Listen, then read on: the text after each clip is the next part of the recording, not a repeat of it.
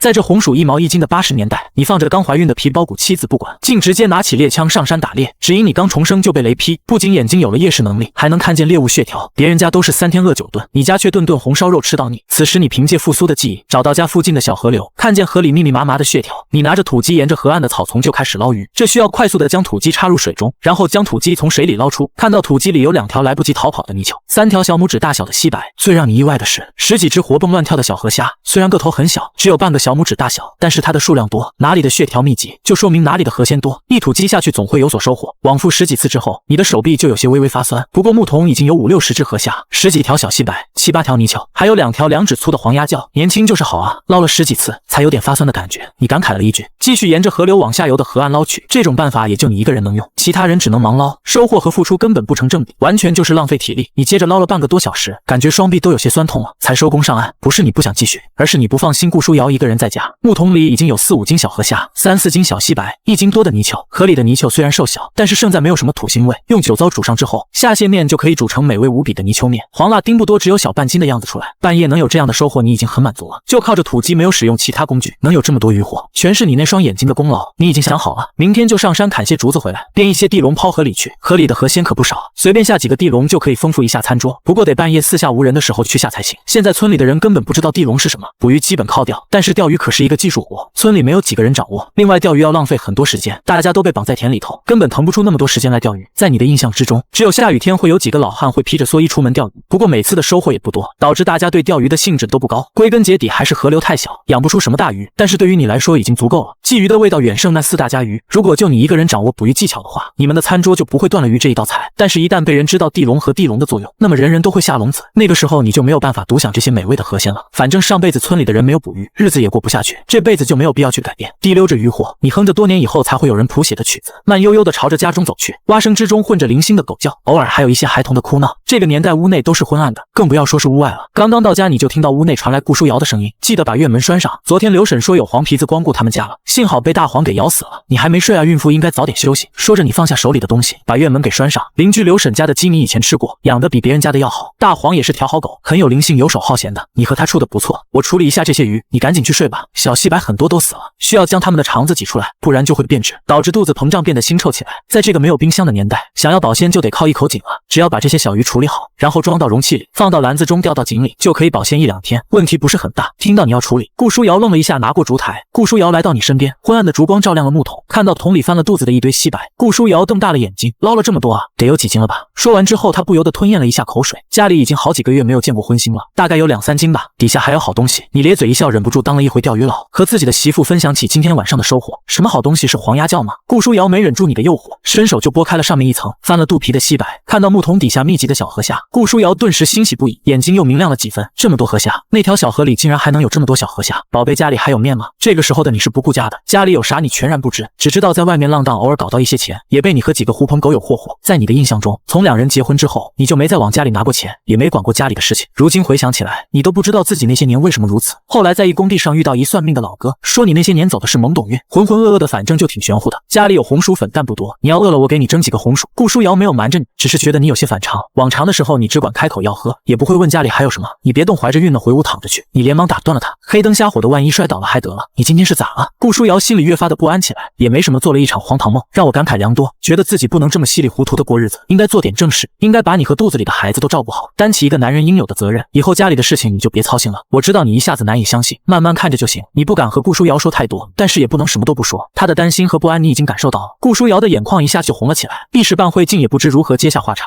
2人结婚时，一个17，一个18，至今已经4个年头了，这还是他第一次听到你说这样的话。快去屋里躺下吧，我去煮点泥鳅粉，一会给你端一碗。说着你提着木桶就朝着厨房走去。做梦的不是我吗？顾书瑶低喃一句，顾着烛火回了房间，坐回了床上，伸手不见五指的厨房里，你在一个满是蛀孔的柜子里找到了几斤红薯粉。不出意外的话，这些红薯粉是顾书瑶自己做的，在灶台上找到了一个油罐，里面只有2勺油，调味料只有一些粗盐，看着颜色还不太对劲，酒糟完全没有。厨房里最多的是红薯和晒干的红薯丝，小媳妇也难为无米之炊啊！你别煮了，我不饿，早点睡觉吧。顾书瑶的声音传来，显然是你翻找东西的动静不小，家里什么都没有，确实煮不出美味的泥鳅粉。你先睡吧，我处理一下这些小鱼。你多拿了一个木盆，准备把西白单独捞出来。河虾、泥鳅、黄鸭叫，它们的生命力都比较顽强，容易养活。如今家里的情况你已经摸清楚了，属于什么也没有。今天晚上你肯定是睡不着了，那点鱼货完全不够解决家里的情况，想要尽快的改变，只能能是上山打猎。不过顾书瑶还没有入睡，肯定是不会让你拿枪出门的。想要上山就得等他入睡之后。打定了主意，你就安心的处理起小细白来。将小细白捞出来之后，你给木桶重新换了水，保证氧气充足。木盆里的小细白很多，毕竟大多都是拇指大小。你耐心的把肠子挤出，放到一旁碗里。可惜家里没有面粉和油，不然裹上一层面粉，放到油锅里炸至金黄，味道一绝。处理好小细白，你将它放到篮子里，吊到颈内保鲜。做完这些，你就进入房间找了一圈，枪被顾书瑶放到了他的屋内，子弹则是被他藏到枕头底下。如果不是你的眼睛可以夜视，想要在黑漆漆的房间里找到他们，可没那么容易。在没有惊醒顾书瑶的情况下，你顺利的拿到了猎枪和子弹。为了不让顾书瑶担心你找来黑炭，在自己睡的小屋门板上留了字。除了猎枪和子弹，你还背上了背篓，往篓子里放了一把柴刀。刚出门，隔壁的大黄就叫了2声，不过你出声之后，他就没有继续，显然是听出是你的声音。因为是深夜，大家都在熟睡，也没有惊醒什么人。你没有逗留，直接朝着大山的方向走去，快速的钻入了山林，开启了血条模式。你就看到林子里有一些移动的血条，这么短应该是山鼠一类的吧？你看的都是地面，暂时没有往树上看。我能看到的血条范围大概有30米左右，短是短了点，但也能用了。你嘀咕着，继续往林子里钻。林子外围很少有大型的野生动物，即便有，你也不打算动枪，枪声太明显了，会惊动村里人。往常村里也没有人打猎，顶多下几个绳套。有血条模式的存在，你完全不用担心自己会被猛兽袭击。何况林子里的地面光秃秃的，灌木杂草一类的全都被村民砍回去当柴火烧了。如果不是胡乱伐木会被处理，村子周围根本不可能存在树林。可以说村子周边的林子里，你连枯叶都找不到。不管是砍柴还是打猎，都得深入山林才有机会。随着你不断的深入，那些血条也有了一些变化，血条开始变粗了一些，长度也增加了。很显然这些就不是什么小山鼠。你盯住了一根血条，蹑手蹑脚的靠近，你手里握着一块石头，随时准备出手。血条等于定位，不适合动枪的时候，确实可以尝试一下别的武器攻击。你手里的子弹也比较有限，小动物是不可能让你动枪的。石头还没砸出，你就听到砰的一声，一只山鸡直接在不远处腾空，一点偷袭的机会都没给你。原来是一只山鸡，我还以为啥玩意。你掂了掂手里的石头，瞄准了另一处地方的血条，这个血条明显比刚才那只山鸡的要长一些，估计是体型更大一些的动物。犹豫一下之后，你将子弹压入了枪膛，对准了那个血条。砰，枪响之后，你就看到那根血条瞬间被清空了大半。毫无疑问，你正中目标，快步的冲了上去。你就看到一只兔子倒在地上，双腿还在乱蹬。你把兔子提起，直接放到了自己的背篓里。这兔子不算肥，估计也就6、7斤的样子，扒了皮之后肉也没多少，但是对于你们家来说，已经算是一道上好的硬菜了。一枚子弹换一只兔子不算亏本，明天得弄把弹弓玩玩。打小动物用枪太浪费了。你顿时对那些小血条失去了兴趣，开始寻找大型的动物。如果不搞只大的，你觉得今天晚上这趟都白跑了。理想的猎物有狍子、山楂、橘子，这些都是鹿科的，体型不小，虽然身上都是筋肉为主，但是也有一些油脂，最适合你们家的情况。野猪你倒是想，但是就靠一竿子3-8大概的话，信心不足。200-300斤以下的还行，要是遇到500-600斤的3-8大概，可就不好使了。哪怕是喷子，遇到那种大野猪是能避则避。转了1个多小时，你只看到一些小血条，看情形要么是野兔，要么是山鸡。用石头砸过几次，但是没有一次能够成功的，因为速度太慢了，石头还没到目标就已经觉察了。哪怕是有血条定位，你也占不到什么好处。不费钱的弹弓必须尽快安排起来，等手里有了钱，弩弓也可以安排起来。枪那是用来干大家伙的。这时你突然看到了一根长度超过20厘米的血条，顿时振奋起来。你顿住脚步，第一时间将枪瞄准了血条。就在你要开枪的时候，血条突然跳了一下，你看到一只黄色的动物朝着前方跳跃而去，速度极快，不知道是发现你了还是别的原因。你连忙追上，小心地控制着自己脚下的动静。追了几分钟之后，那只动物才停下来，它警惕地看了看四周，然后才低头啃食地上的嫩草。这个时候，你端枪锁定了它，努力地控制自己的呼吸，因为机会只有一次，要是无法击中的话，它就不会给你第2次机会，会迅速地逃窜。砰，枪响的一刻，你就看到那只动物的血条瞬间被清空了大半。这个能力简直是为打猎而生的。你感慨了一句，朝着那只倒下的动物飞奔过去。看清动物的样貌之后，你不由得咧嘴一笑，这是一只麂子，你们这边叫黄麂，成年的体重不超过35公斤。你没有直接上手，因为它还没有死透，要是不小心被蹬一下，那也是老遭罪了。这只麂子估计有50-60斤，属于实打实的大收获，而且子弹是从颈部穿过去的，皮毛都没有被破坏。看着血条清空，你才将它装进背篓里。有了这只麂子，你就可以下山了。也许在天亮之前，还可以赶回到家中。等到你回到家里的时候，天已经微微亮了。院门大开，顾书瑶满脸担心的坐在门口。你怎么醒这么早？你看到顾书瑶的表情不对，心里不由得发虚起来。你还知道回来？昨天晚上拿枪去哪了？是不是干什么伤天害理的事情去了？你连忙将背篓放到顾书瑶的面前。打猎不是和你说过了？你和颜悦色的解释道。看到背篓里的猎物，顾书瑶舒了一口长长的气。她抬头看了一眼你，觉得眼前的人十分的陌生。游手好闲的你竟然真的半夜上山打猎，而且还打回来一头50-60斤的猎物，这是什么动物？顾书瑶是城里长大的，并没有见过麂子。你咧嘴一笑，这是麂子，肉质细嫩，身，非常美味。走进屋料理它，说着你就提起了背篓，朝着院子里走去。今天早上先吃小鱼和兔肉，我还打了一只兔子。说着你直接来到了水井边上，准备着手处理野兔和井。许久没见荤腥的顾书瑶有些激动，嘴里的唾液疯狂地分泌着。他快步地走向厨房，拿着菜刀和木盆来到了水井边上，准备动手处理。我来处理吧，这几子皮能做皮革，估计能卖钱。说着你接过了木盆，看顾书瑶一副想帮忙又闲不住的样子，你就开口说道：水井里的小细白拿去清蒸，顺便蒸点红薯，再烧一些热水，一会烫兔子，把毛退下来。野兔如果不带皮一起煮的话，肉就会比较柴。野兔给我来处理。顾书瑶冲着你伸出了满是老茧的手，不用你只管烧水就好，万一不小心烫到了，我会心疼，而且还可能会吓到肚子里的宝。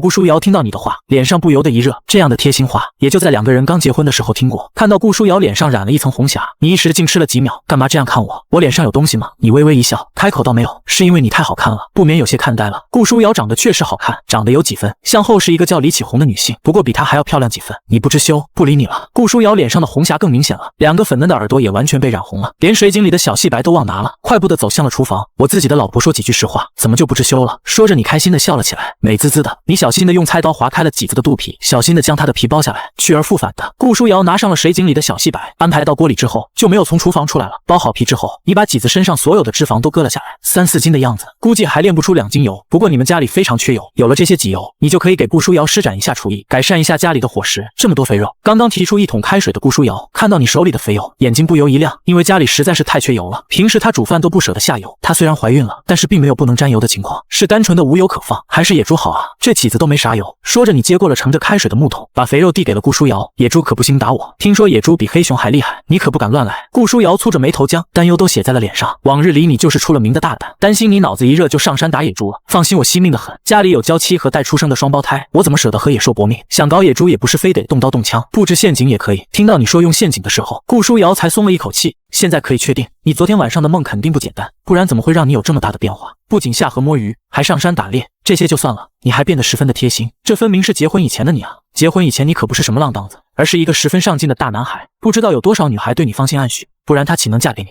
只是从你父亲过世之后你就变了，变得终日无所事事，变得游手好闲，浪荡懒散。他劝过管过骂过都无济于事，他虽然受过教育，但是思想并不开放，而是相对保守和传统，所以大家在劝他离婚的时候，他都拒绝了，默默地扛起了一切。他觉得女人应该从一而终，男人没有本事，那就自己撑起半边天来，也可以把日子过下去。他有这样的想法，全是因为他父母对他的教育，以及从小耳濡目染的结果。而且因为家庭巨变的原因，只上到高1就被迫辍学。如果能顺利考入大学，也许他的思想还会发生转变。现在你变了一起过往的懒散，你的眼神看起来都深邃了许多，没有了往日的麻木。他确信自己的男人变了，同床共枕数年，这么大的变化他不可能瞧不出来。看着熟练处理兔子的顾书瑶，嘴角不由得露出一抹幸福的笑，这才是他理想的婚姻生活。夫妻一起努力把日子过得和和美美。深吸了一口气，转身进了厨房，锅里的水分已经蒸发了，正是肥肉下锅的时候。他把脂肪切块推入锅中，接着又切了几块蒜瓣撒到锅里，这样熬出来的油便会有一股蒜香味，还能去除些许腥味。往土灶里添一把柴火，锅里的脂肪就发出滋滋的声响，没一会油香就开始飘散。他用力地闻了闻，因为实在是太久没有熬油了，上一回熬油都是半年多以前的事。你闻到什么味没有？邻居汪顺动了动鼻子之后坐起身来，走到窗户边上用力地闻了闻，好像是油香味。一大早的谁家在熬油啊？味还飘咱家来了。刘春花耸了耸鼻子，一边穿衣服一边起床，好像是浪荡子家，就他们家烧火了。老蒋家的婆娘那么懒，估摸着还没起床。汪顺在窗头看了一眼之后就下了结论，谁家有炊烟一清二楚，他们家还能熬上油？不能吧？刘春花凑到自己男人边上，看了一眼你家的院子，昨天小瑶娘家来人了。刘春花有些疑惑起来，除了顾书瑶的娘家人接济，她实在想不出一穷二白的季家哪里来的钱买，有钱都被你拿去霍霍了。别说钱了，就连去年顾书瑶种的大米都被你卖光了，两口子只能顿顿吃红薯，不晓得兴许是吧？不然他们家哪里来的油还这么香？快点去煮吃的吧，今天炒些咸菜，多放点油。汪顺边说边吞咽口水，一大早的就熬油，还让不让人多睡一会了？油闻起来可真香啊，比猪油还香，熬的是啥啊？为家里长出的刘春花自然能分辨出各种油的香味，你去看看不就知道了呗，运气好还能吃上几个油渣。说着汪顺拿过了自己水烟壶，添了一些烟丝，准备抽个几口解解馋。这种走门串家的事情也就适合女人干，你们要是胡乱串门，可是会被说闲话。他们家都穷成啥样了，还惦记人家的油渣。之前腌的咸菜今天可以出坛了，我拿一碗过去，顺便瞧瞧小瑶的娘家人有没有来。要是来了，我可得好好劝劝，让小瑶赶紧离了，跟着那浪荡子，怕是孩子都得饿死在肚子里。小瑶才嫁过来几年，都瘦成啥样了？刚结婚那会多水人啊，跟下凡的天仙似的，也不知道造什么孽在那浪荡子手里。听到自己婆娘的话，王顺眉头一挑，季家那小子以前也不这样打他爹，死了之后就变个人似的，日子也不过了。要是真能离了，兴许也是好事。咋今天不说宁差使做庙，不回一桩婚吗？刘春花有些埋怨地瞪了一眼自己的男人。王顺自知自己的婆娘来了脾气不敢接茬，吧嗒吧嗒地抽着水烟。下楼之后，刘春花并没有马上就去挤家，因为这样的目的太明显了，怎么也得等用过了早饭再去。而且上门劝离婚也不好，当着你的面，并不知道自己的邻居正盘算着要登门劝自己的媳妇和自己离婚。你将兔子处理干净，剁成了肉块，浸泡在木盆内，野鸡也被你剁成了几块，一部分被你浸泡在水中准备中午烹饪，剩下的你准备拿到镇上售卖。野鸡这样的野味在很多人看来是大补的好东西，价格和猪肉相当，可以卖上不少钱。兜里没钱，你心里就不踏实，而且你还得去探一探，看看有没有人收购山货。山里的宝贝光拿出来没用，还得有门路变现才行。熬好了估摸着快有2斤油，够我们用到过年了。顾书瑶迫不及待地出来和你分享。往常两个人都很少交流，顾书瑶心里憋了很多话，她的手里还端着一个大陶碗，里面装着野鸡的油渣，金黄金黄的，冒着诱人的香气。来，你尝尝这油渣。说着，他就用自己的手抓起了一块油渣，准备往你嘴巴送。先尝尝。你脑袋往后一缩，避开了顾书瑶，许是烫得厉害，他连忙缩回手，将油渣送到了自己嘴边，吹了吹，他轻轻一咬，嘴里就发出了咔嚓的声音，油香四溢，瞬间将顾书瑶的味蕾征服了，又香又脆。你快尝尝。顾书瑶把碗递到了你的面前，你抓了2块，吹了吹才往嘴里塞，油渣咬着松脆，还带有一股淡淡的蒜香，确实不错。不过你上辈子走南闯北，重生之前还有30几万存款，什么好东西没吃过？这个油渣对你来说还是欠缺太多，再差也得撒上一些椒盐，才会称得上美味。够了，你多吃点，这些年委屈你了，都没有让你吃顿好的。你十分愧疚地说道，不委屈你是我挑的人，再苦我也甘愿，我就知道你早晚一天会醒悟的。顾书瑶甜甜地笑着，只是这个笑容在你看来有些刺眼，刺眼的让你眼睛都有些发红了。我去烧兔子，你坐着慢慢吃。说着，你端起木盆就朝着厨房走去。顾书瑶刚刚已经看到你眼睛红了，很识趣的没有跟上去。她抓了2块油渣塞到嘴巴，温柔地抚摸着自己的肚皮。宝宝，你们爸爸肯定会是一个好爸爸，一定会的，对不对？厨房里，你有些犯难，因为找了一圈都没有找到多少调味料，只找到了一些干辣椒，没有酱油也没有糖，红烧都做不到。拍了一整个大蒜，切末洗了一些辣椒，切成小块，1大勺油下锅，油热之后，将蒜末和辣椒下锅，香味升腾，将顾书瑶都吸引到了厨房。走到灶台，看到锅里有好几两的野鸡油之后，顾书瑶露出了心疼的表情。不过她并没有开口说什么，毕竟她不是那种絮叨的女人，也不是那种抠搜的女人。翻炒一阵之后，香气更盛了，真香啊！顾书瑶主动的添了一把柴，让火烧得更旺一些。兔肉下锅，发出了滋滋的声响。一人烧火，一人炒菜，倒也十分温馨。翻炒一阵之后，你倒入了1大碗清水，盖锅焖上。院子里有紫苏吗？因为还没有细看院里的情况，所以你也不知道有没有紫苏。有的，我给你去摘一些。说着，顾书瑶就准备起身。你怀着孕呢，别跑来跑去，我自己找去。说着，你就抢先一步冲出了厨房。院子的一角种了一些青菜和黄瓜，都发芽没有多久，被整理得十分的整齐。顾书瑶有些许的强迫症，喜欢把一切都整理得整整齐齐的，看着让人赏心悦目。你很快就找到了紫苏，除了紫苏之外，还发现顾书瑶种了一些小葱和大蒜，不过都是刚长没多久，还不到用的时候。摘了一些紫苏，你发现左右邻居家里也冒起了炊烟。其实这个时候才不到6点，农村的人大部分就是起得这么早，因为需要早一点出门干活，从种粮到种菜，从打柴火到打猪草，有干不完的农活。如今承包到户，除了闲懒汉之外，其他人都十分的积极，都想靠自己的双手创造幸福生活。但是你知道，农民是不可能从土里刨出幸福，他们永远是最苦最穷的一批，默默地承载着一切。在农村要把生活过成诗画一般，那一定是有人替你负重前行。你知道顾书瑶就追求那种诗画一般的田园生活。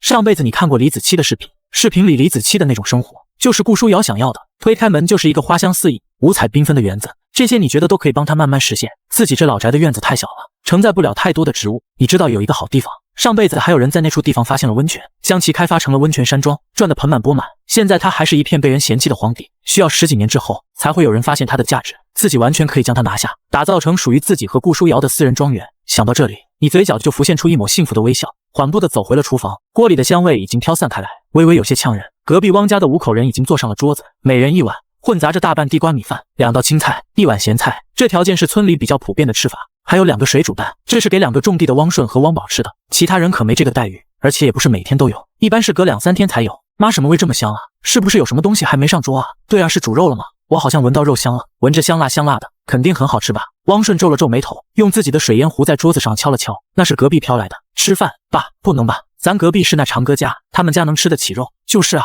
过年的时候他们家也没肉吃啊。我不信，肯定是。爸，你骗我，我要去厨房看看。说着，汪顺家的老二从凳子上滑了下来，跑向了厨房。哥，你快来，真的是隔壁家飘过来的，闻着好香啊！你们几个兔崽子，不想吃饭就别吃。汪顺气不打一处来，吼了一句：他爹你多久没去山上下套了？家里也有半个月没见荤腥了，孩子们馋了也正常。刘春花看了一眼自己的男人，然后耸了耸鼻子，真的怪香的。这书瑶煮了什么硬菜？怎么就香成这样了？一定是肉吧？不是肉的话，煮出来能这么香？若不是碍于脸面，他现在就想端着饭碗到季家去串个门，看看究竟煮了什么好吃的东西。煮这么香，真的是造孽啊！还让人怎么吃饭啊？还要煮很久吗？顾书瑶已经禁不住这香味的诱惑，口水正在大量的分泌，不用再有几分钟就可以了。煮太久的话，肉容易老。你解释一句。揭开盖子，把洗好的紫苏放入其中，翻炒几圈之后，再盖上锅盖焖1分钟左右。开锅将它们装入碗中，端上桌去，香气更浓了。1小碗清蒸的小西白，1大碗蒸红薯，1碗紫苏兔肉，就是他们今天的早饭。对于他们家来说，已经是一顿最丰盛的早餐了。你往顾书瑶的碗里加了几块肉，比较多的兔肉。知道顾书瑶比较喜欢吃辣，但是因为你不爱吃辣，所以她很少煮辣的食物。顾书瑶迫不及待地夹起来1块兔肉，直接咬上一口。怎么样，味道还行吗？你好奇地问道。好吃，特别好吃，这是我吃过最美味的兔肉。顾书瑶有些夸张地说。好吃就多吃点，下午还有几个肉。说着你又给他加了几块。你也吃啊？顾书瑶给你加了几块。这种温馨甜蜜的画面是顾书瑶一直期盼的。对于你来说，这样的画面只出现在你的梦里，因为你想要拥有的时候已经失去了机会，所以你的注意力都在顾书瑶身上，生怕这是一场会醒来的梦。来吃点鱼，小心鱼刺。你给顾书瑶加了一些小西白，温柔地提醒了一句。这种鱼刺虽然柔软，但是也有可能刺到喉咙，还是得小心一些。兔肉对于你来说，味道只能算是一般，毕竟你的味蕾在上辈子被各种美食训练，而且吃过各种各样的山珍海味，不像顾书瑶，一年到头都没吃过几回肉。别说你用了那么多油来烹饪，就算是随便加点盐煮它，也会觉得十分的美味。看到它吃，你觉得十分的赏心悦目，秀色可餐。大抵说的就是顾书瑶这样的女人。你把红薯剥好皮，放到了顾书瑶的碗里。肉要吃，碳水也不能少。顾书瑶的营养要均衡，这样她和孩子才会有足够的营养，才健康呀。真的是太美味了，吃得好饱呀，都快撑了。顾书瑶摸了摸肚子，感觉她大了一圈。一会我去一趟县里，看看能不能把野鸡肉卖些钱，家里什么都缺，得补齐全。说着你就开始收拾碗筷。顾书瑶见状，连忙说放着我来。你把什么事情都干了？干什么？你一个孕妇，自然是养胎乖，不为自己考虑，也得为肚子里的孩子考虑。等我多存一些钱，就带你去县里的医院做一个全面的检查，看看宝宝们的情况有没有营养不良。你的话直接把顾书瑶堵得不知道该怎么接话。她很想说，农村的妇女没有那么矫情，谁怀孕了不是照样上山下地？可是你温柔的语气让她不愿意去反驳。你这种被人宠着的感觉，她已经太久没有体会过。她想着自己就享受这么一天，万一这是一场梦，梦醒了也够她安慰很长一段时间了。家里也没几个碗，你很快就洗好碗筷和灶台。洗好之后，你拿着柴刀来到院子，挑选了一些粗细和长短适合的木棍，你开始制作皮绷。制作好之后，把兽皮固定在框架里头，这样兽皮就不会收缩。这东西制作起来不难，哪怕是稍微用了些榫卯的结构，对你来说也是很简单的。半个小时不到，你就把皮绷子做好，然后将野鸡皮固定在上面。顾书瑶就那么静静地看着你，还是第一次见到你这么认真地做一件事。她觉得现在的你看着特别的顺眼，也特别的有魅力。原本你就是一个星目健眉的俊朗男人，看着唇红齿白的，长得十分的好看。你的身高1.8米，在南方属于鹤立鸡群的存在。他这些年一直默默扛起一切，多多少少和你这好看的皮囊也有点关系。去县城里，总是有不少姑娘打听你是否结婚，做什么工作，知道你是浪荡子也不嫌弃，有的甚至会大胆的请你吃饭，约你看电影。不过你都没有接受，那个时候你觉得女人很没意思，哪有喝酒打牌玩音乐有意思？不错，你是玩过音乐的人，和县里的几个浪荡子还组建过乐队。你会弹吉他，会吹口琴，会拉手风琴，也算是一个多才多艺的艺术青年。可惜生错了时代。不过重活一世，你也没有想着混娱乐圈，那个圈子的新闻看多了，你觉得很没劲。艺术没有半毛钱关系，全都是生意。把野鸡皮固定好之后，你把它拿到房子的2楼，挂着阴杆。2楼的堂厅宽敞又通风，最为合适。搞定之后，你从屋里推出了一辆6、7成新的28大杠，这是你和顾书瑶结婚的时候置办。那个时候流行什么3转1响，结婚的时候只有1转，但是在村里也算是很风光了。如今只有村长家和你家有一辆自行车。今天看着你推着自行车出来，顾书瑶和昨天的心情完全不同。今天你就别出门干活了，在家好好歇着，我会尽快回来。你边交代边把背篓挂在自行车上面。顾书瑶点了点头，脸上带着一抹笑意。路上注意安全。等我回来。你拿了一块干净的布，往背篓上一盖，就推车出门了。你吹着口哨，骑着28大杠，在泥泞的村道上不急不慢地行驶起来。毕竟自行车对你来说有些生疏，需要谨慎一些。此时村道和农田里已经有不少村民了，他们看到你骑着自行车，也没有和你打招呼，因为大家都很嫌弃你，大家都觉得你是一个游手好闲的街溜子，每天就知道蹬着自行车去县里瞎逛，啥正事也不干，还靠一个女人养着，看见你就觉得晦气，自然就不会跟你打招呼，恨不得离得远远的。县城里车水马龙，有小汽车、货车、3轮车、驴车以及自行车。看到如此热闹的县城，你就有一种来错地方的感觉。打听之后才知道，今天是县里赶大集的日子。今天还真的是来对了。季常推着车朝着集市走去，县里有专门的一块大场地，很多人都会去那里摆摊。以前季常总来县里赶集凑热闹，村里头的村民很少来县里赶集，因为走路太远了，他们更愿意去镇上那里的集市，已经足够满足村民的需求了。在集市里，季常挑了一处合适的地方，把布往上一铺，拿出了背篓里的砧板，往上一放麂子肉，新鲜美味又滋补的麂子肉，走过路过不要错过。季常扯开了嗓子吆喝起来，上辈子他肯定是抹不开面子这么吆喝的，但是此时他身体的灵魂已经年过半百，脸皮比城墙还厚。这一开嗓，顿时就有人被吸引过来。集市里也有不少卖野味的，但是敢这么吆喝的没有几个。一个挎着菜篮子、穿着时髦的大妈，直接走到了季常的摊位前。几子肉怎么卖？一斤多少钱？姐不贵，1斤6毛。季常直接就报了价。来的路上，他已经打听过猪肉的行情，1斤6毛5，不过这是五花肉的价格，瘦肉5毛。听到季常管自己喊姐，那大妈直接就乐开了花，笑着说道：“确实不贵，比猪肉还便宜。只是这几子肉怎么煮才补身子呢？不难，加点当归和黄芪，小火慢炖2个小时，不仅滋补，还能馋哭隔壁邻居。姐，你要称几斤，我给你挑块好肉。”说着，季常就在背篓里提出半只麂子。你这小伙子说话怪有意思的，还馋哭邻居，那我岂不被他们骂死？大妈一脸得意，似乎已经瞧见了邻居羡慕的表情。给我来5斤，家里人多。说着，他便掏出了3块钱。得嘞，姐不仅漂亮还大气。季常夸了一句，转头就问隔壁的一个老叔：“叔，你的秤借我使，我出门走得急，忘了带秤了。”他这哪是忘了，而是家里压根就没秤。他挑位置的时候就特别留意了，左右摊位都有秤的地方。那老叔二话没说，直接把秤递给了季常。谢了叔，回头请你抽烟。季常有些后悔，昨天晚上把那小半包烟给揉碎了，自己可以不抽，但是可以留着应酬啊。很多时候递上一根烟，交流就顺畅起来了。称了5斤肉，季常用稻草一串就递给了那位大妈，动作十分娴熟，如同一个老屠户一般。且慢走。季常接过钱的时候，还不忘礼貌一句：“小伙子也给我称2斤。”一个年轻一些的妇人递上钱，称走了2斤麂子肉。季常以为自己要花个半天时间才能把麂子肉卖光，结果开张还不到1个小时，他就把35斤肉卖光了，只剩下了7、8斤的骨头，收入21块，让季常还是挺满意的。这个时候县里工资最高的纺织厂和钢铁厂工资也就30几块，骨头没什么人要。季常也没有打算继续摆摊，他准备在集市上采购一些东西，早一点赶回家中。他担心顾书瑶没听自己的话，又下地干农活把人累垮。家里现在主要缺一些调味料，限制了他的厨艺发挥。这年代的物价是很便宜的，他买了1瓶酱油才3毛，还是因为他没有瓶子。如果自己打1瓶的话，只要2毛5。除了酱油之外，他花了1块买2斤细盐，花了1块6，买了2斤白砂糖，又买了1瓶2毛的醋，买了1包3毛的味精调味料，暂时就买了这些。姜、葱、蒜、辣椒这些顾书瑶都有种，就不用额外花钱购买了。另外买粮票和其他票据，一共花了2块，用粮票还买了20斤面粉，花了4块钱。然后他又入手了一把手电筒，花了2块5，用来掩人耳目，毕竟不能让知道自己拥有超凡的夜视能力。接着他又花了一些钱去铁匠铺买了一把斧头、一把锯子、一把竹篾刀。一趟逛下来之后，季常就剩下6块钱了。买狗了，上好的亲狗。听到有人卖狗，季常果断地挤过去。赶山人没条狗肯定是不行的，哪怕是季常可以看到血条，但是也希望身边有条给力的猎犬。黑狗准，青狗狠，里狗机灵，黄狗稳，这是老祖宗传下来的。青狗是一种体型很大的狼狗，寻常人家根本养不起。成年青狗的食量堪比一个成年男人，如果不是猎户或者家庭殷实的人，根本养不起。季常没有想到县里竟然也有青狗，季常凑了过去，发现有几个铁笼子，笼子里装着一些小奶狗，看着都很小。季常看到了那只青狗，它被单独关着，显得十分积极。好狗，季常看到它的时候就相中了。询问之后，一条幼犬竟然要2块钱。季常发现还有一条疑似边牧川的土狗，已经有2个月大了，于是花了3块钱拿下了这2条狗，把2条狗放到自行车的前筐里。季常就骑车朝着家中赶去。临近11点的时候，季常回到了家中，自家的院门开着，里面还停着一辆26式的自行车。家中来客人了，季常有些纳闷，他在这世间可没什么亲戚了，不可能是他的亲戚上门。顾书瑶的娘家那边也有2年没有往来了，季常的狐朋狗友也不可能登门，那些人都是县城里的浪荡子，那么会是谁呢？带着几分疑惑，季常关上了院门，把2只小狗抱下来之后，就朝着屋子走去。还没进屋，就听到里面有一个女人声音说道：“瑶瑶，你可想清楚了，赵平的条件可是非常好的，而且也不介意你现在大着肚子，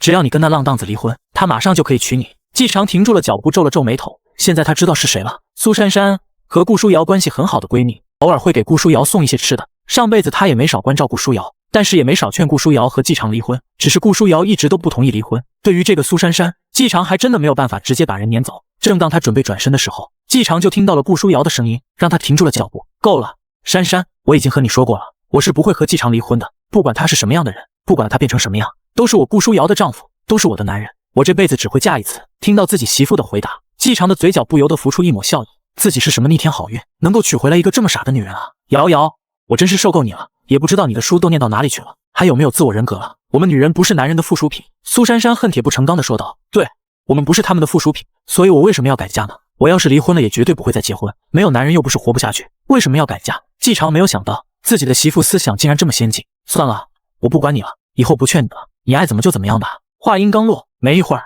苏珊珊的身影就出现在了季常的眼前。他看到季常之后愣了一下，但是看到季常抱着2只小狗之后，脸上就露出了厌恶的表情。自己都养不活，还弄2条狗回来让瑶瑶养，你能干点人事吗？你要还是个男的话，就放过瑶瑶，主动和他离婚，别让他和孩子饿死在你家，做个人吧。说完之后，苏珊珊直接推着自己的自行车走出了季家的院子，一刻也不愿意停留，因为看到季常，她就忍不住想要动手，可是她又打不过季常，只能眼不见为净了。常哥，你别听他胡说，他今天发疯了。顾书瑶担心季常多想，连忙解释道：“我能理解，以前的我确实很混蛋，他也是为了你好，谢谢你还没有放弃我，接下来我也不会让你失望了。”说着，季常放下了2只小奶狗，转身去拿过了被褥。我采购了一些生活物资，还剩下3块钱。说着，季常把剩下的3块钱递给了顾书瑶。顾书瑶愣了一下，然后接过了季常递过来的3块钱，他的手有些颤抖。自打结婚以来，这是季常第一次从外头拿钱回家给他。别人也许不相信季常回头了，但是他信。顾书瑶收起钱，然后蹲下，摸了摸凑在他脚边的2只小奶狗，好奇地问道：“这小狗好可爱，是你准备养来打猎的吗？”“对，你要给它们起个名字吗？”季常也蹲下来摸了摸2只小狗，“可以吗？”顾书瑶看了一眼季常，有些跃跃欲试。他也是爱狗之人，只是之前的家庭情况根本养不起狗，没有想到今天季常出去一趟，回来就带回了2只可爱的小奶狗。当然，你也是他们的主人，有什么不可以？季常回应了一个微笑。顾书瑶眼珠转动了一下，很快就有了想法。大的这只叫平安，寓意你每次出去都平平安安。说着，顾书瑶摸了摸他的小脑瓜，好，季常心中一暖。顾书瑶直接抱起了青狗看了一会，然后才开口说道：“小家伙叫你青虎吧，希望你和老虎一样勇猛，保护你的主人平安。”青虎就这么定了。说着，季常开心地摸了摸平安的小脑袋，要给他们为什么呢？顾书瑶眯着眼睛很享受，小青虎在舔他的手心，脊子的骨头我带回来了，骨边的肉刮下来给他们吃就够了。作为猎犬来养，自然是要吃肉的。上辈子季常交友也是十分广泛，跟一个训练过军犬的老哥讨教过训犬技巧，交给我来吧。顾书瑶是一个闲不住的人，今天已经闲了半天了，就想找点事情来做。我买了一些东西，你先处理他们。说着，季常把背篓里的东西都拿了出来。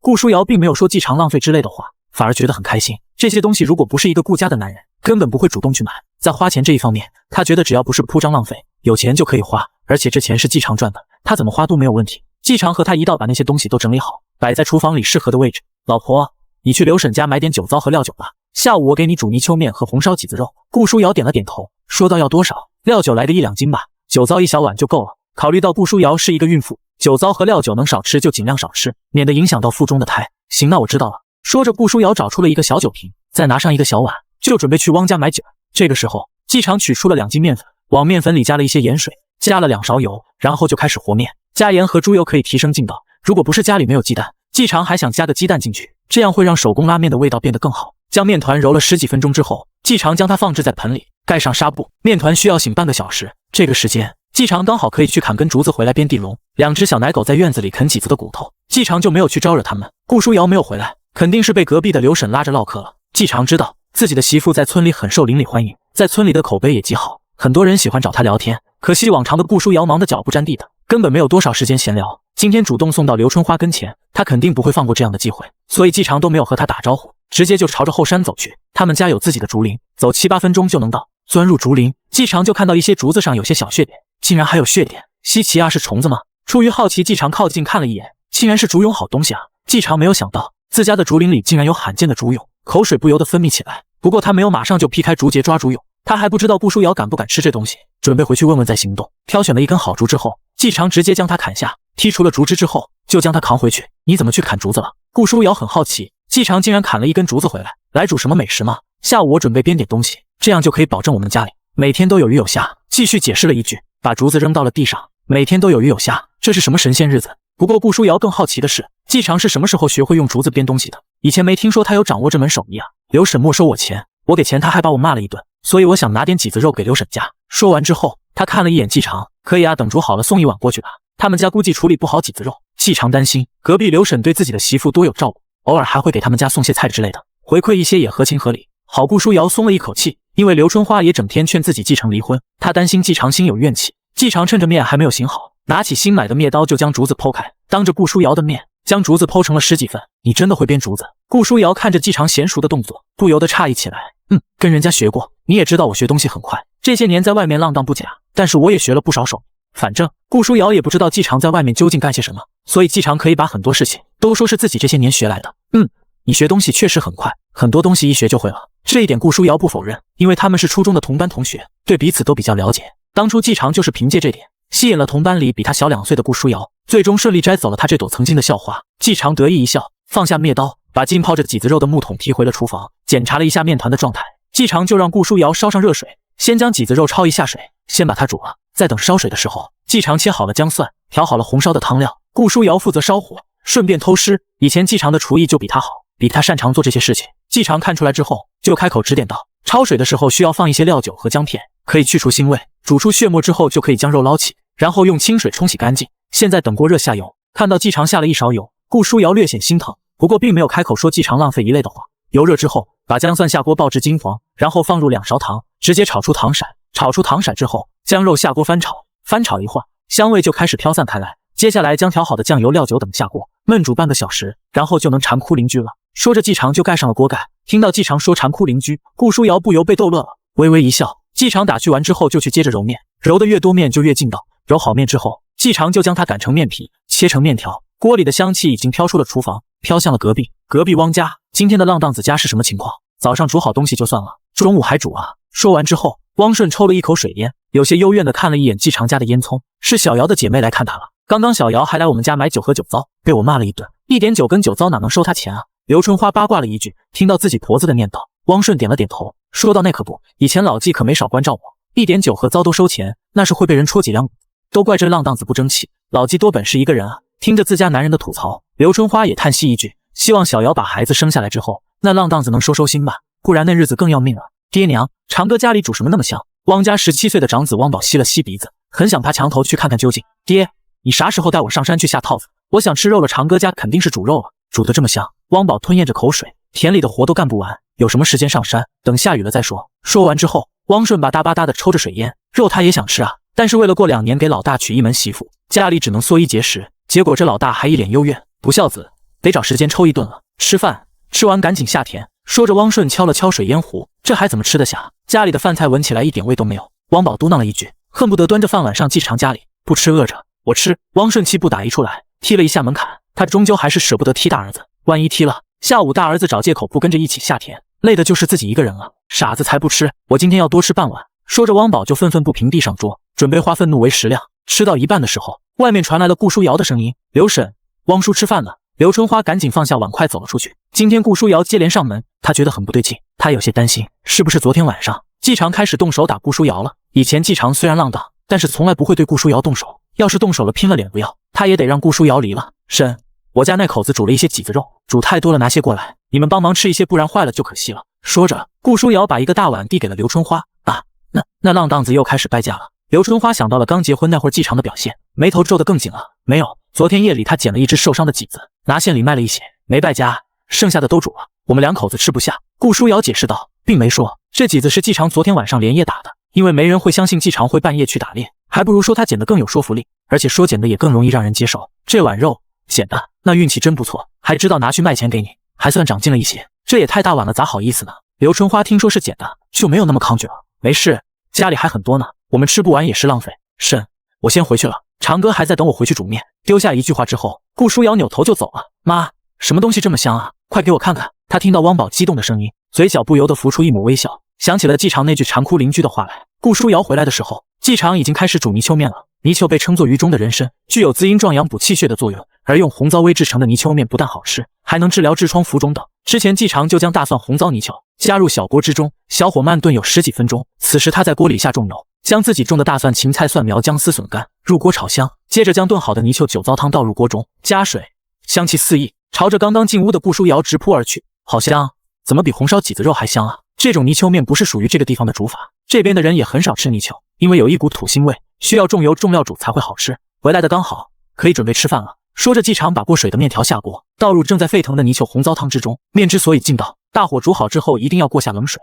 热胀冷缩，面条光滑无比，劲道十足。面条在汤汁之中翻滚，香气四溢，让人食指大动。隔壁蒋家的院子里也都是泥鳅面的香味。蒋德平和老婆周英芝正在吃午饭，他们家的情况比汪家要好一些，因为他们2口子就2个女儿，全都出嫁了，家里就他们2口子。桌子上有1碗咸菜、1碗笋干、1碗青菜，2个人吃的虽然也是混了地瓜丝的米饭，但是米比较多。吃了一半的周英芝吸了吸鼻子，发现空气中有一股诱人的香味。咋了？蒋德平看到自己老婆的举动，皱了一下眉头，这又嫌自己身上的汗味太臭，你没闻到香味吗？煮什么好吃的，这么香，你闻闻。周英芝有些嫉妒地说道。蒋德平扭过头，冲着门口的方向嗅了嗅，闻着了，似乎加了酒，很香。这汪家今天有客人吗？竟然煮这么香，肯定没少放油。蒋德平翻了翻没有什么油水的青菜，不是汪家，汪家早熄火了，是中间的浪荡子家里。周英芝说完之后，又用力地吸了吸香气，似乎想知道煮的是什么，不能吧，他们家能煮得起什么好吃的？怕是连油都没有。去年过年还管我们借了2块钱，到现在还没还上。蒋德平一脸不信地说道：“是啊，穷的叮当响，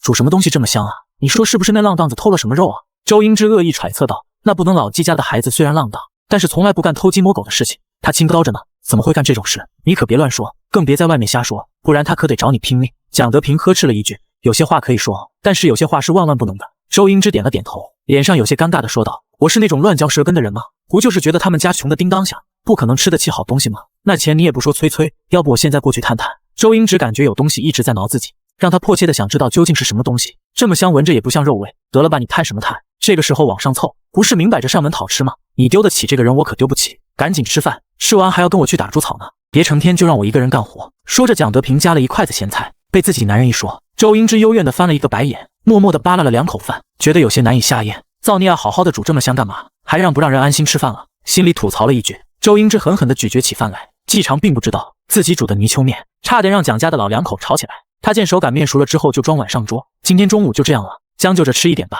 将就这还叫将就？顾书瑶觉得这已经是堪比过年的大餐了，尝尝看看咸淡是否合适。我煮东西口味偏淡一些，健康。顾书瑶夹起一只泥鳅放入嘴中，品尝了一下味道，他的眼睛不由一亮。泥鳅肉鲜嫩无比，滋味无比的美妙，真的非常美味。他还是第一次吃到如此美味的泥鳅，完全没有腥味，有的只是香味鲜味。他夹了一根面条塞入口中，面条 Q 弹劲道十足，汤汁的味道很好的渗透到面条之中。不真实，太不真实了。季常怎么会煮这么美味的泥鳅面呢？小时候吃过那些大厨的手艺都不如季常，根本停不下来。他不断地往嘴里塞泥鳅面，不时地喝一口鲜美无比的汤汁。他没有想到季常煮的泥鳅面竟然这么美味，简直无敌啊！这要去开馆子，怕是生意会异常火爆吧。平安和青虎也经不住香气的诱惑，连骨头都不啃了，绕着季常和顾书瑶转来转去，恨不得直接爬到桌上。也来一些。季常和顾书瑶把泥鳅的骨头丢下去，引起了2只小奶狗的抢食。好称顾书瑶发现自己又吃撑了，这可不是什么好事。她摸着自己的肚子，觉得再这么吃下去，以后就吃不下红薯和红薯米了。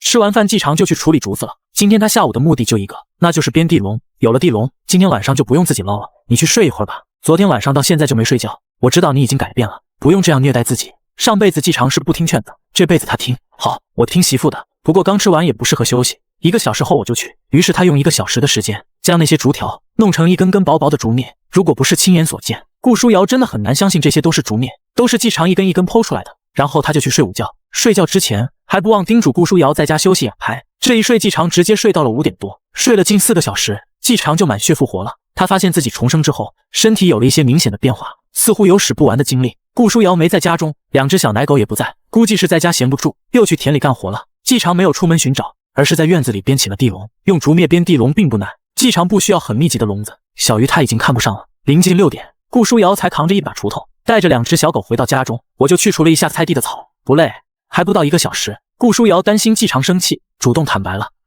去干活之前多想想肚子里的孩子。你休息一会儿，我去煮晚饭。今天晚上简单点，吃些鲜虾面。说着，季常放下了完成了一半的地笼，将养在木桶里的河虾提进了厨房。这些河虾的生命力旺盛，全都活着。顾书瑶看了一下季常编的地笼，发现编得十分精巧，手艺看着十分不俗。就凭这个手艺，只要努力一些，养家糊口肯定不成问题。他放下东西，摸了摸自己的肚子，嘴角挂着淡淡的笑。他并没有进去帮忙，因为进去了也帮不了季常什么，他也不让自己帮忙，所以他打扫了一下院子，清理了一下院子里的杂草。不一会儿，他就闻到了厨房飘来的香气。幸福的日子估计就到晚上这一顿了，所以他也不会去劝季常要省点油之类的，就当是补一下年夜饭好了。明天大概不会像今天这样丰盛了，天天都能吃到肉的日子谁会不想要呢？可是他非常明白，那样的日子只可能在梦里才有。如今家中的条件白米饭都吃不上，家里还欠着8块钱的巨款。不过他准备吃了晚饭就去把隔壁蒋家的2块钱先还了，汪家的6块他准备今年的稻谷收割了之后卖掉再还。正寻思着，季常就喊他吃晚饭了。晚饭是河虾面和中午剩下的麂子肉，散发着诱人的香气。简单的河虾面被季常煮得十分美味，河虾虽小，但是肉质鲜嫩，吃起来有一股淡淡的甘味。顾书瑶虽然怀孕了，但是并没有多少孕吐的反应，吃什么都香，比起其他的孕妇还是比较幸福的。季常上辈子在一家月子中心的厨房干过，在那里不仅学到不少月子餐，还学了不少关于孕妇和产妇的知识，所以他觉得自己肯定能够照顾好自己媳妇，让她吃的营养又健康。今天晚上，顾书瑶控制了一下食量，并没有让自己吃撑。季常则是发现自己的食量变大了不少，似乎也是因为重生的关系。晚饭过后，2个人便在院子里乘凉。83年时村里还没通电，即便后来通了，也并非人人用得起。在村民看来，电费属于额外成本。按照季常的记忆，村子一直到90年代才开始通电。村里入夜之后，大家汇聚在村头的大樟树底下闲聊一会儿，8点左右就会回家休息。大家白天干活都很累，夜里也都会尽量早睡。不然身体根本撑不住。顾书瑶抓住一只萤火虫，好奇地问道：“晚上你还要出门打猎吗？”“当然，晚上野兽才会出门，是打猎的好时候。这附近都没有人打猎，晚上去打猎肯定会有收获。为了打猎，我还特意买了手电筒。”季常信心十足地说道：“你就放心吧，我们的日子会越来越好的，家里以后肯定不会缺肉吃的。”其实不靠打猎，季常也有的是办法，让家里的日子好过起来。但是他暂时除了打猎之外，没有其他的想法。再过几年就会禁枪禁猎，到时候想赶山打猎都没有机会了。所以他想趁着现在政策宽松，好好享受几年赶山打猎的日子。以后再想体验，就只能出国花钱打猎了。我不求别的，只求你能平平安安。打猎还是太危险了，还是种田安稳一些。顾书瑶虽然知道季常枪法了得，但是山里黑灯瞎火的，遇到猛兽可怎么办？我的枪法你也知道，百发百中，上山肯定不会有危险的。种田是不可能种田的，就像我不会去打工一样。季常直接表明了自己的心思。现在100斤大米才10几块，一家人种地的话，一年下来能剩下几个钱？不仅我不种，你也不许种。真想种，种点花花草草就差不多了。以后你就负责2件事，一个是花钱，另一个就是负责貌美如花，赚钱养家我来。顾书瑶听到季常的话，眉头顿时一皱，还是没变，说起话来还是那么不着调。其他的我也不说，借用你那句话，上山的时候想想我，想想肚子里的孩子。顾书瑶知道季常这个人固执起来，石头牛也拉不回来，当然会想你，时时刻刻都想着。说着，季常握住了顾书瑶的小手，你松开，被人瞧见了多不好。顾书瑶没有想到季常这么大胆，黑灯瞎火的谁会瞧到？而且在自己家里牵我自己媳妇的手，谁会说什么？季常不让顾书瑶挣扎开，牢牢地握着她的手，好好的一双嫩手都变这么粗糙，都是我太混蛋了，以后好好养着。我还是喜欢摸你白嫩光滑的小手。季常直白的情话让顾书瑶的耳根都红了，都不敢去看季常那在黑夜之中依旧有几分明亮的眼睛了。他直接揽过顾书瑶，让她依偎在自己的怀中，享受着温存。我给你唱歌吧。季常来了兴致，就想一展歌喉了。好啊，我已经很久没有听到你唱歌了。顾书瑶不由得雀跃起来。季常曾经可是文艺青年，他也曾是他的迷妹。这些歌你可能没听过，是一个叫罗大佑的歌手唱的。第一首叫《童年》，可惜他的家里没有吉他或者口琴，不然高低也得吹奏起来。池塘边的榕树上，知了在声声叫着夏天。季常的声音富有磁性，唱歌的时候更加明显，所以十分动听。一首能唤醒记忆的童年，一下子就吸引住了顾书瑶，让他都忘了阻止季常那不安分的双手，完全沉浸在季常的歌声之中。这歌写的可真好，你唱的也特别好听，还有别的吗？顾书瑶说完之后，不由得哼了2句。这首叫《光阴的故事》，我很喜欢，送给你。说着，季常就用自己富有磁性的嗓音唱了起来。这首歌他感慨良多，感情自然也特别丰富到位。流水它带走光阴的故事，改变了一个人。就在那多愁善感而初次等待的青春，上辈子，季常唱的最多的就是这一首了，接连唱了5、6首歌。顾书瑶对季常已经不是欣赏，而是带了几分崇拜。季常唱的歌他都没有听过，他发现自己已经有些跟不上季常了，跟不上这个时代。车轮滚滚向前，他却被抛在了这山沟沟里。确实不能种田了，再种下去，自己恐怕会变成那种无知村妇了。不过不种田的话，能做点什么呢？还有机会去外面上班吗？自己还有机会回省城吗？他思绪万千，想着想着，竟然在季常的怀中睡着了。孕妇本来就是睡，以往都是他硬撑着，今天他特别放松，所以一下子就睡着了。季常将他抱回了房间，放回床上盖好被子，开启了夜视模式。季常就把那半个没有编好的地笼接着编完，编好之后，他并没有停下来，而是接着编了第2个，有2个已经足够了。季常在地笼之中放了一些混合了酒糟的面粉，用它做饵来诱鱼。他去放地笼的时候，背上了背篓，带上了猎枪，2只小狗他都没有带，因为太小了，带着也没用，留在家里还可以起到警示的作用。他们家穷得叮当响，1没养猪，2没养鸡，偷鸡摸狗的都不会上门，而且他们村里也没有偷鸡摸狗的人，相对来说还是比较安全的。他们村太穷了，没有什么东西可偷的。今年才包产到户，等到今年秋收了，大家口袋里才会有余钱，大家的生活才会逐渐改善起来。出门的时候，季常把院门关好，检查了无误之后才离开。9点多，村里的人大多都休息了。季常走在村道上，并没有遇到其他人，他直接来到小河，找了2个血条密集的地方，投放了地笼。放好地笼，季常就直接上山了，搞个大的，这就是他今天的目的。少说也需要打1只麂子这样的影，其他的小猎物根本赚不到什么钱，还会消耗子弹。另外还准备找适合的树杈来制作弹弓。穿梭在林子里，季常感觉自己错过了很多肉，不过他也没有什么心痛的感觉，因为现在他根本没有办法保鲜，家里也没有冰柜用来保存猎物。如果卖不掉，他只能将肉制作成熏肉或者腊肉。但是很多野生动物并不适合制作成这2种肉，最好的处理方式还是售卖换成钱最实在。他上山打猎，一来是为了自己玩枪，二来就是为了赚钱。在林子里穿行，季常留意着四周的情况，因为他需要寻找适合的树杈用来制作弹弓。树杈很多，但是很多木头不行，因为强度不够，有些容易变形。适合制作弹弓的主要是一些硬木，像是黄杨、枣木、酸枝、桂花、油茶，这些都是比较合适的。当然还有一些高端的檀木、花梨等等。运气不错，竟然找到了一棵椰枣树。季常在一棵椰枣树上面看到了几个合适的树杈，顿时开心了起来。从背篓里拿出锯子和柴刀，季常就直接爬到树上，把几个适合的树杈锯了下来。季常得到了5个树杈，直接将它们简单的处理一下，收到了自己的背篓里。有了制作弹弓的树杈之后，季常就可以专注打猎了。很可惜没有手表，不知道时间，还是得尽快买一块才行。手机季常虽然惦记，但是也知道他没有随着自己重生，密林里找猎物就是困难，而且走路也难走。钻入原始森林之后，季常就发现自己的速度下降了很多。咩！突然，一个声音传到了季常的耳中：“野羊！”季常心头一喜，没有想到这山里竟然有野羊。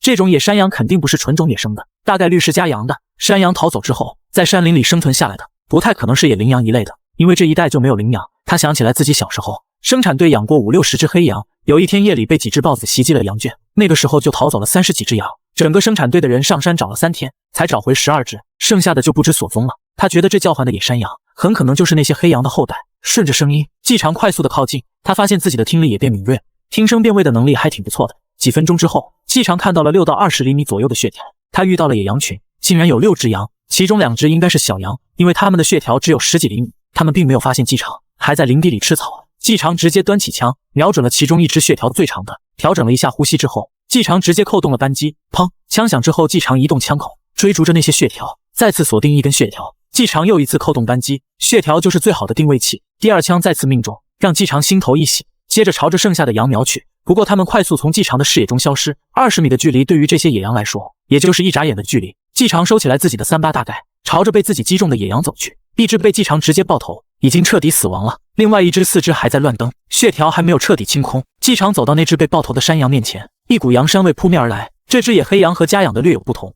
羊角看着很大，估计没少在山林里战斗，而且看着很强壮，身上的肉不少，比那只麂子给力多了，看着有100多斤的样子。另外一只小一些，但是2只合计起来接近300斤，已经超出了自己可以带走的范围了。现在自己应该怎么处理？是丢弃一部分，还是想办法都带走？等一下，我的羊呢？季常发现自己的羊突然就凭空消失了，先是一慌，然后又是一喜，不由得想到了自己看过的那些种田小说中的空间。但是不管他怎么尝试，消失的野羊就是没有再出现。妈的，真是邪了门啊！不是跑了吧？他觉得诡异和邪门，是因为还没有死透的那只野羊不见了。季常顿时无语了，他知道必定是存在什么储物空间一类的，不然的话不可能凭空没了。一头羊100多斤的肉没了，季常有些不能忍，他觉得肯定不是山羊跑了，颈部中枪，地上都是血，怎么可能跑了呢？突然，一个叫声从季常的身后传来，把他吓了一跳。一扭头，一头野黑羊就站在他的身后，真的活见鬼了！季常下意识的就端起了枪，但是下一秒，他的脑海有一个信息闪过，野黑羊再次凭空消失，还真他妈离谱！这是什么能力啊？竟然治愈受伤的猎物，并且还能顺带将其驯化，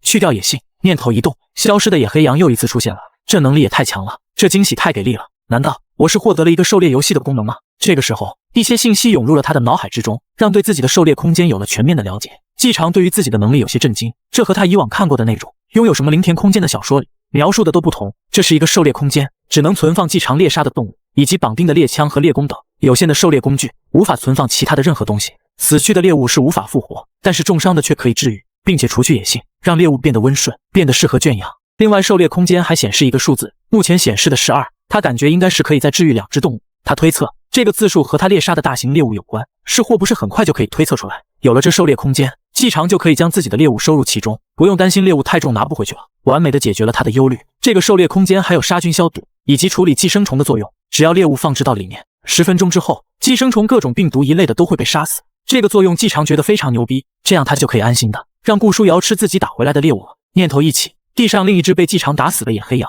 就消失在眼前，被季常存放到了狩猎空间。狩猎空间里的时间是静止的，猎物放进去时候是什么样的，拿出来就是什么样，比任何保鲜设备都给力。季常冒出的新的念头，那只之前被治愈并且驯化的黑羊就重新出现在他的眼前，看着他走上来，伸出舌头舔自己的手。季常有一种做梦的感觉。狩猎空间的出现让季常惊喜不已。美中不足的是，活物只能在狩猎空间里存放累计12个小时，超过这时间就无法再收入其中。另外，存放猎物的总重量是5000斤，无法超过这个重量。要是能像游戏一样可以升级就好了。刚刚季常脑海里出现了一个信息，就是关于他这个狩猎能力的介绍。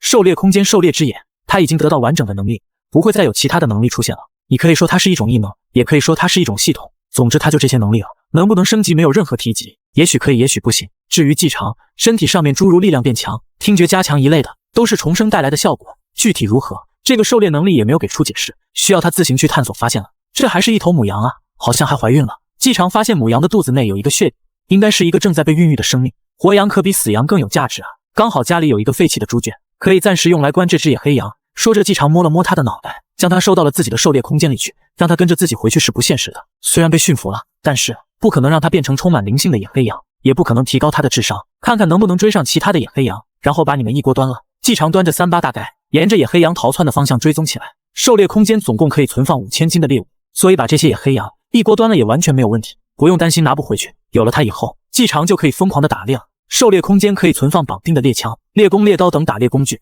就意味着他不用担心运输猎枪这类问题。只是季常没有考虑那么远，他觉得打个3、5年就够了，因为现在对他来说家庭更加重要。他和顾书瑶的孩子出生之后，他就想多陪陪老婆和孩子。追踪猎物可不是一件容易的事情，如果有嗅觉敏锐的猎犬，会容易很多。现在季常可以依靠的就是自己的一点点经验，很快他就失去了野黑羊逃跑的方向。看样子还需要尽快把金虎给训练出来，不然我这点本事就真的只能靠运气了。季常放弃了追踪的想法，果断地朝着山下走去。他觉得时间也差不多了，再耽误下去的话，到村里天可能就亮了。他想在天亮之前赶回到村里，因为还有2个地笼要收，他的地笼可不能让村里的人发现，必须得在天亮之前拿收回家中。因为背篓很空，就5个用来制作弹弓的树杈，所以下山还是比较容易的。一路小跑，用了不到1个小时，季常就回到了村里。回村之后，季常先回了一趟家，家里静悄悄的，2只小奶狗倒是醒了，不过它们也没有发出声响，直接跑到了季常的身边，摇尾巴讨好季常。季常逗了一下，放下了自己的背篓，接着把野黑羊从自己的狩猎空间里放出，找了一根绳子绑在它的脖子上。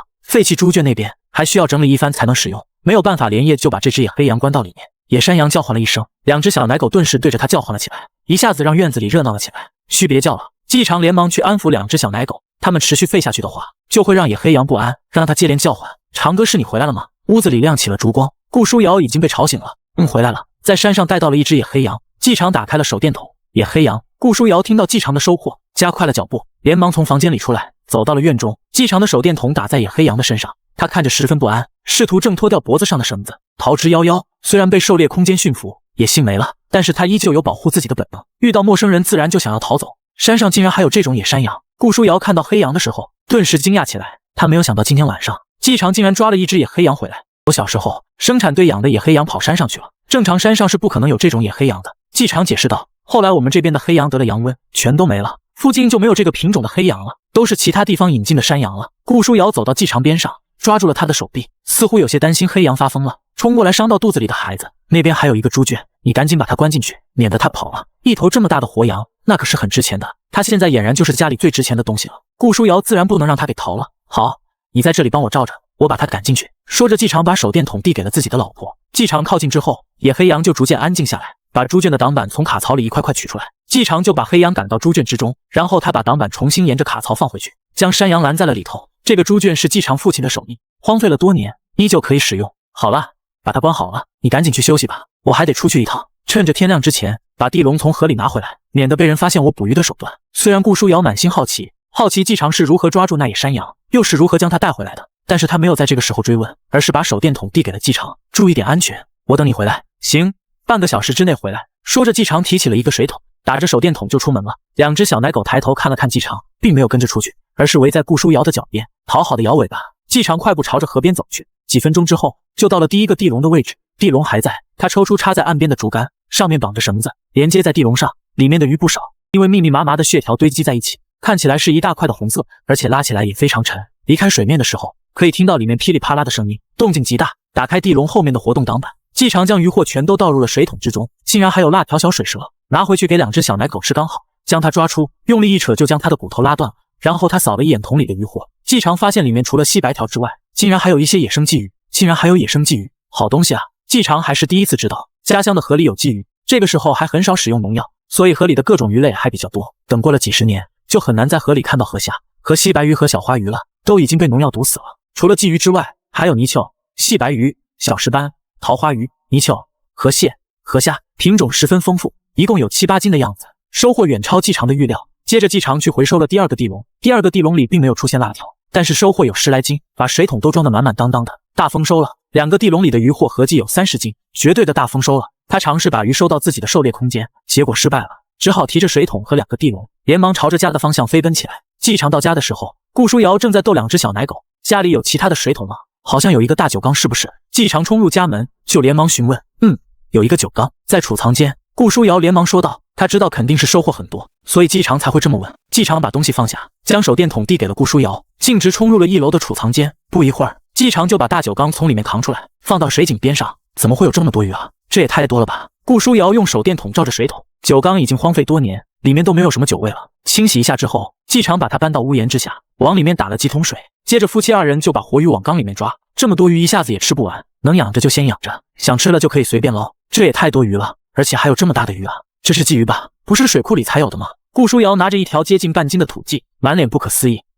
就是野鲫鱼，河里有我也是没想到的。鲫鱼对孕妇和产妇特别好，所以这些我都准备留着给你炖汤，保证你每天有足够的蛋白质摄入。说着，季常宝贝似的把水桶里的鲫鱼全都抓到这新鱼缸里。因为回来的及时，所以只死了一部分的细白鱼和桃花鱼、泥鳅、河虾、河蟹都没有装到这个鱼缸里，它们直接装在水桶里就可以了。河蟹被单独装到了另外一个桶里，这些河蟹的个头不算大，估计也没什么肉可以吃。好了，你接着去睡会儿吧，距离天亮还有点时间。说着，季常就拎出辣条，直接剁成几节，丢给2只小奶狗。我来吧，你去睡会儿，我昨天晚上睡得早，这会儿已经不困了。说着，顾书瑶就抢过木盆，要去处理里面的死鱼。行吧，处理完你也再去休息会儿。说着，季常就进屋休息去了。1斤多的小鱼处理了半个多小时，处理好之后，就把它们放到篮子里，掉到水井里保鲜。做完这些，顾书瑶也回到屋里再次躺下。他和季常还是分房睡，季常似乎并没有搬回去，和他一起住的打算。当然，季常没有搬回去，主要是考虑到孩子的问题，他担心自己重手重脚的碰坏了孩子，毕竟里面住着一对可爱的双胞胎，出任何一点小意外，季常都是无法接受的。